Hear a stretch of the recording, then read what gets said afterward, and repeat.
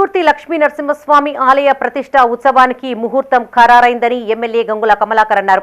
October 17వ తేదీన ఉదయం 8 గంటలకు స్వయంభూగా వెలిసిన స్వామివారి ప్రతిష్ఠోత్సవం, ఆ తర్వాత మహా కుంభాభిషేకం కార్యక్రమాన్ని నిర్వహిస్తున్నామని ప్రకటించారు. నిర్మాణం పూర్తి అయ్యి ప్రతిష్ఠోత్సవానికి సిద్ధమైన రేకుర్తి లక్ష్మీ నరసింహస్వామి ఆలయాన్ని ఎమ్మెల్యే గంగుల కమలాకర్ దర్శించుకున్నారు.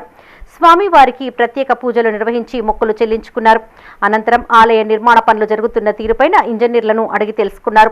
అభివృద్ధికి నోచుకోని ఆలయంపైన ప్రత్యేక దృష్టిని సారించి అభివృద్ధి చేసిన ఎమ్మెల్యే గంగులకు రేకుర్తి మాజీ సర్పంచ్ నందెల్లి ప్రకాష్ కృతజ్ఞతలను తెలియజేశారు.